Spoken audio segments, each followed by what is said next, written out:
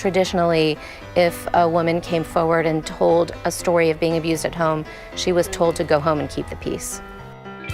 I had dated my ex-husband for almost 4 years, a pillar in the Jewish community, very well respected. Because of the myth in the Jewish community that domestic violence doesn't happen here. I mean, this doesn't happen to me, you know. The community wasn't talking about it. I had a very good profession, you know, this doesn't happen. Women who were experiencing domestic violence were ashamed and afraid to come forward. I just didn't know what happened, and we came home and then life just changed. If we started to talk about domestic violence in the Jewish community, would women actually come forward? Our goal is to break the silence within the community. I was out to lunch with a friend who had been on the board of Shalom Bayit, and she said, I think you need to read these books, and I think you need to call somebody. This doesn't happen. And I spoke to the counselor, and I really realized I was in deep, and I needed a lot of help.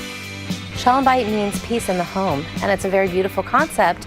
That means the home should be a sanctuary, a place that even when the rest of the world might feel hostile, you are safe at home. I called and they sent me some information, and I went down this checklist and I was shocked. I could check off almost every sign on the list. He had me stop working, I had no money, even psychological, financial, and emotionally abusive. He was critical, he was mean, he was cruel. I've been doing this for 30 years, and I still find that statistic completely alarming, that a quarter of all adult women in the world will be in an abusive relationship at some point in her lifetime. I thought he was the love of my life. Our mission is really about ending domestic violence, and a piece of that mission is our counseling program that helps battered women to get back on their feet, to be safe in their homes, and to help their families out of those abusive relationships.